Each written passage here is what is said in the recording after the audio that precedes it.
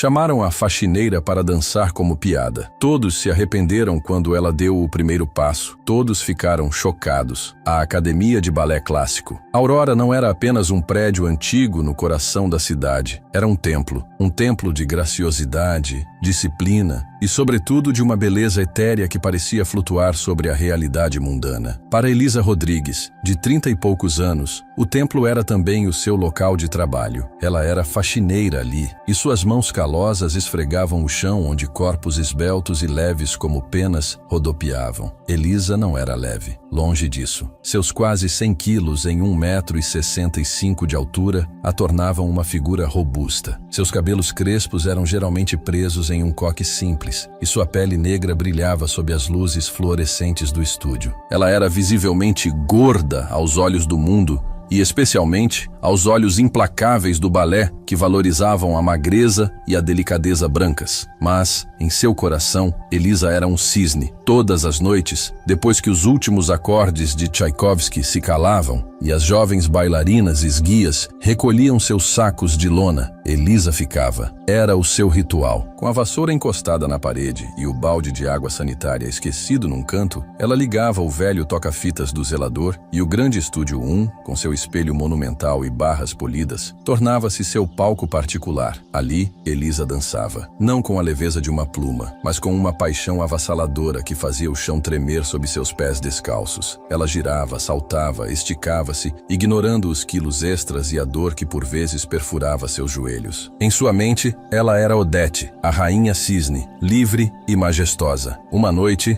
enquanto Elisa se entregava a um arabesque imperfeito, mas carregado de alma, uma sombra surgiu na porta. Era Mariana, a faxineira mais jovem, uma garota cética e pragmática, que mal conseguia levantar o próprio corpo depois de um turno. Mariana não riu. Seus olhos, a princípio arregalados de surpresa, suavizaram-se com uma estranha admiração. "Elisa, o que você está fazendo?" Ela sussurrou, como se temesse quebrar um feitiço. Elisa congelou, o rosto corando violentamente. Eu só estava limpando." Ela gaguejou, atrapalhando-se para desligar a música. "Limpando com piruetas? O que foi aquilo, Elisa? Eu nunca vi você fazer uma coisa dessas." O segredo de anos havia sido revelado. Elisa esperava o escárnio, a piada cruel, mas Mariana, em vez disso, sentou-se no chão frio, os olhos fixos nela. "Você dança de verdade." Por que nunca disse nada? A partir daquela noite, o grande estúdio não era mais o refúgio solitário de Elisa. Mariana, a princípio, apenas observava. Depois, começou a encorajá-la. "Faz de novo, Elisa. Aquela parte que você gira", ela dizia. Sua presença, embora perturbasse a privacidade de Elisa, também plantou uma semente de coragem. Elisa começou a sonhar mais alto. Um dia, criou coragem para se inscrever nas aulas para iniciantes da academia. Foi um desastre previsível. A diretora, Madame Volkov, uma mulher russa com um coque impecável e um olhar de aço, mal a deixou terminar de preencher a ficha. "Senhorita Rodrigues", disse Volkov, sua voz cortante como vidro quebrado. "Esta é uma academia de balé clássico. Exigimos um certo biotipo, compreende? A graça, a leveza. Isso não se compra, se nasce com isso." Seu olhar varreu o corpo de Elisa, da pele negra aos seus quilos extras, com uma repulsa mal disfarçada. Elisa saiu de lá com o rosto queimando, a humilhação mais pesada do que qualquer quilo, mas a semente plantada por Mariana já havia germinado. Mariana não deixou que Elisa desistisse. "Madame Volkov é uma dinossauro.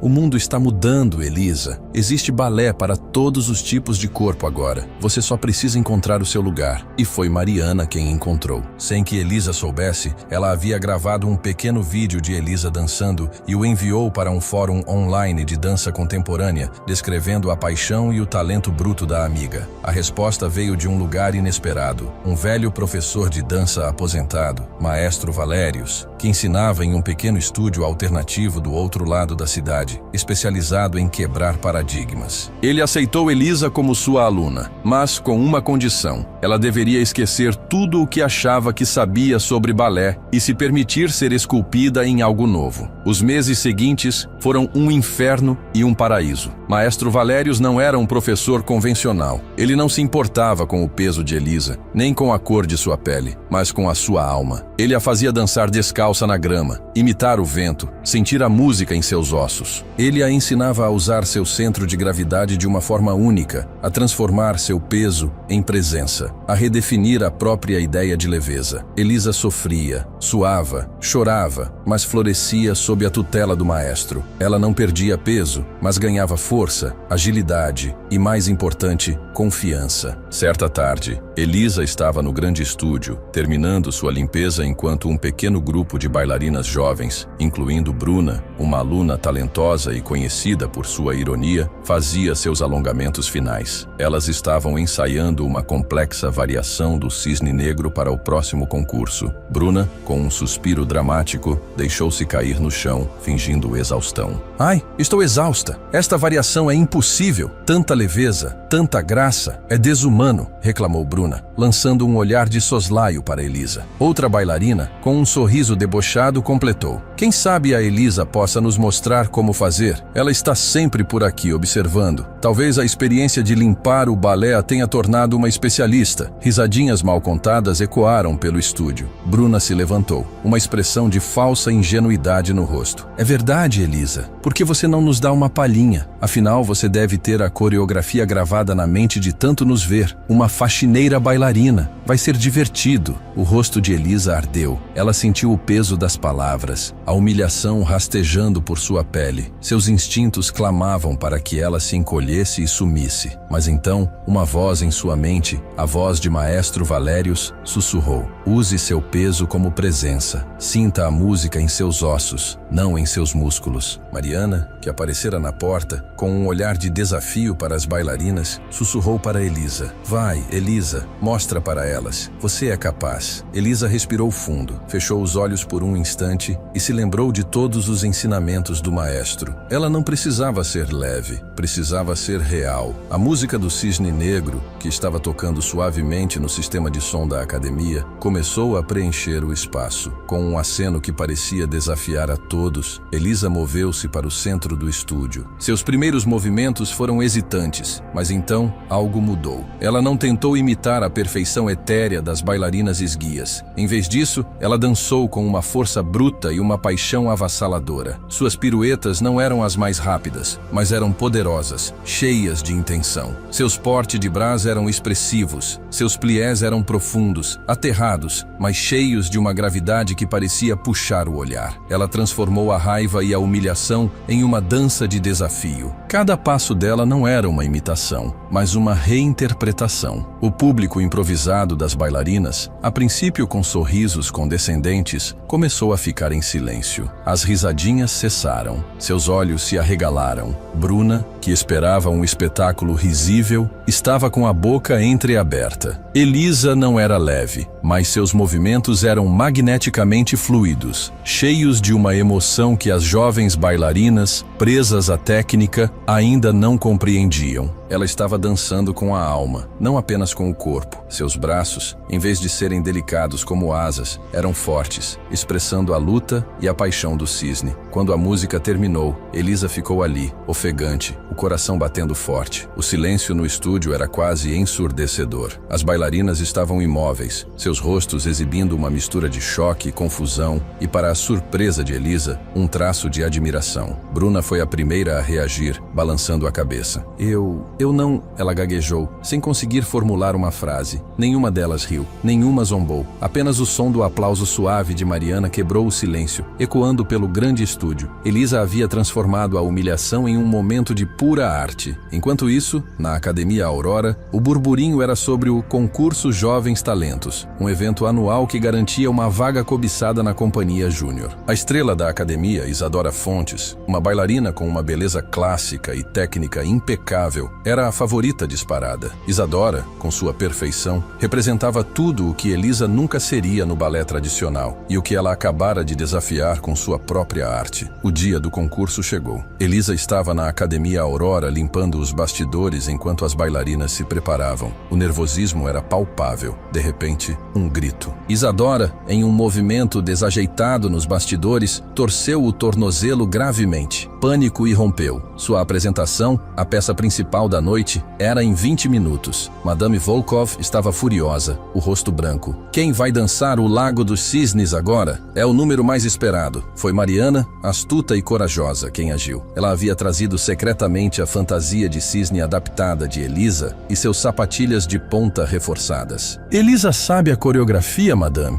Ela assiste a todos os ensaios. Ela sonha com isso. Madame Volkov olhou para Elisa, para o corpo robusto, para a pele negra suada pelo nervosismo, depois para o rosto pálido e suado de Isadora, que chorava de dor. A plateia já estava impaciente. Não havia outra opção. Ridículo, sibilou Volkov. Mas, se a senhorita se atreve a estragar a reputação da minha academia, Elisa, com o coração aos pulos, concordou. Ela se vestiu em tempo recorde, as asas de cisne adaptadas balançando em suas costas. Quando pisou no palco, um burburinho percorreu a plateia. Não era Isadora. E quem era aquela mulher, tão grande e negra? A música começou. Elisa, por um instante, sentiu o pânico a dominá-la. Mas então, ela se lembrou dos ensinamentos do maestro Valérius e daquele dia no estúdio. Ela não era uma pluma, era uma força. Ela dançou. Não a versão perfeita e etérea de Isadora, mas uma Odete com uma intensidade visceral, uma dor profunda e uma esperança avassaladora que poucos esperariam de um corpo pesado e de uma mulher negra em um palco de balé clássico. Seus saltos não eram os mais altos, mas seus giros eram hipnóticos, e cada movimento contava uma história de luta e triunfo. A plateia, a princípio chocada, ficou em silêncio. Depois, sentiu. Lágrimas escorreram pelo rosto de muitos espectadores. O corpo de Elisa não era o que eles esperavam, mas sua alma em movimento era inegável. Ao final, um silêncio atordoado. Então, um aplauso. Tímido, depois estrondoso, até que toda a Academia Aurora ecoasse com a ovação de pé. O dia seguinte foi um ciclone. Os jornais falavam da faxineira cisne, da bailarina negra que chocou o balé, alguns com admiração, outros com escárnio. Afronta ao balé clássico era a manchete de um tabloide sensacionalista. O site da Academia Aurora foi inundado por comentários, de apoio fervoroso a críticas cruéis sobre profanação da arte e quebra de padrões estéticos. Madame Volkov estava em fúria controlada. O desempenho de Elisa havia sido inegavelmente potente, mas a imagem era inaceitável. Na manhã seguinte, ela convocou Elisa. Senhorita Rodrigues, sua performance foi inusitada, mas esta academia não pode ser associada a tal desvio dos padrões. Elisa foi demitida, não apenas como bailarina, mas como faxineira. Sua presença aqui é uma distração e, francamente, um constrangimento para a nossa tradição. O choque foi brutal. Depois de anos de trabalho, de uma vida dedicada àquele lugar, ela foi jogada fora. A glória da noite anterior desabou em ruínas. A mídia, que antes a elogiava, agora a retratava como uma figura trágica, uma aberração momentânea. Até Mariana, embora solidária, estava chocada. Elisa estava em seu apartamento minúsculo, sem saber o que faria. Sua paixão parecia ter levado à sua ruína total. Mas então, o telefone tocou. Era o maestro Valérius. Elisa, não chore. Acabaram de me ligar do Festival Internacional de Dança Moderna. Eles viram seu vídeo da noite passada. Eles querem você. Querem que você seja a estrela do meu novo espetáculo, A Gravidade da Graça. Era uma chance de ouro, mas também uma faca de dois gumes. O balé moderno era um campo desconhecido para ela, e a exposição seria ainda maior. Enquanto Elisa ensaiava incansavelmente com o maestro Valérius e sua companhia de dançarinos inovadores, algo inesperado aconteceu na Academia Aurora. Isadora Fontes, a bailarina ferida que Elisa havia substituído, fez uma declaração pública. Isadora, que sempre foi vista como a perfeição do balé clássico, surpreendeu a todos. Eu vi Elisa dançar, disse ela em uma entrevista ao vivo, sua voz firme. E o que ela fez foi mágico. Eu, com toda a minha técnica, nunca consegui transmitir tanta emoção. Madame Volkov está errada. O balé não é só sobre o corpo, é sobre a alma. A declaração de Isadora gerou um terremoto. Alunos começaram a questionar Madame Volkov, ex-alunos a defender Elisa. A pressão pública sobre a Academia Aurora aumentou exponencialmente. A estreia de A Gravidade da Graça foi um fenômeno. O espetáculo de Maestro Valérius era revolucionário e Elisa era seu coração pulsante. Ela não dançava como uma bailarina clássica tentando se encaixar. Ela dançava como Elisa. Seu corpo, antes visto como um obstáculo, era agora uma ferramenta poderosa de expressão. Seus movimentos, carregados de força e emoção, redefiniram o que significava ser gracioso. Ela fazia piruetas que desafiavam a lógica, caía no chão com um impacto suave e se levantava com uma resiliência palpável. A plateia chorava, aplaudia, se emocionava. Críticos de arte falavam em uma nova era da dança. Madame Volkov, sentada na plateia, estava atônita. Ela vira a apresentação compelida pela pressão do conselho da academia. Quando as luzes se acenderam e Elisa recebeu uma ovação de pé, Volkov sentiu um nó na garganta. Não era a bailarina que ela esperava, mas era inegavelmente uma artista. Dias depois, uma carta chegou ao apartamento de Elisa. Um convite de Madame Volkov. Senhorita Rodrigues, esta academia está preparada para expandir seus horizontes. Gostaríamos de lhe oferecer uma posição como mentora de um novo programa de balé contemporâneo. E, se desejar, o cargo de diretora de um departamento de inclusão que estamos criando. Elisa leu a carta, os olhos marejados. Não era apenas um pedido de desculpas, era um reconhecimento. Não para ela se encaixar no molde, mas para ela criar um novo. Elisa não aceitou o cargo de imediato. Ela continuou dançando com o maestro Valérius, tornando-se uma figura internacional, uma voz para a diversidade na dança. Mas ela não esqueceu a Academia Aurora. Um ano depois, ela aceitou a proposta de Volkov, mas com suas próprias condições. Ela exigiu autonomia para o novo departamento e que seu primeiro projeto fosse um programa de bolsas para talentos não convencionais. Sua primeira aluna, uma jovem negra, talentosa e com uma deficiência física que sonhava em dançar. O estúdio que antes a rejeitava, agora a celebrava. Elisa continuou a dançar, mas também a ensinar, a inspirar. Ela não tentou moldar os corpos de seus alunos aos ideais antigos, mas os ensinava a encontrar sua própria dança, sua própria voz. Ela mostrava a eles que a beleza não estava em um número na balança, nem na cor da pele, mas na paixão do coração e na força da alma. Madame Volkov, já idosa, visitava Elisa em seus ensaios com os novos alunos. Seus olhos, antes tão frios, agora carregavam um brilho de algo próximo ao orgulho. Senhorita Rodrigues, ela disse um dia, a voz mais suave do que Elisa jamais ouvira. Você não é um cisne, você é uma fênix. Queimou o velho e renasceu em algo novo, algo mais belo. Elisa sorriu. Ela ainda era gorda, ainda era negra, ainda sentia dores, mas cada movimento dela no palco ou na sala de aula era uma vitória. Uma vitória não apenas para ela, mas para todos os que ousavam sonhar além dos limites impostos. A faxineira que queria ser bailarina não apenas se tornou uma, ela reescreveu a história de como uma bailarina deveria ser. E no templo do balé clássico, o eco de seus passos fortes e graciosos ressoava, um lembrete eterno de que a verdadeira arte desafia todas as expectativas e que a beleza, assim como a gravidade, pode ser redefinida. Sua dança era a prova de que a alma, quando livre, não conhece limites.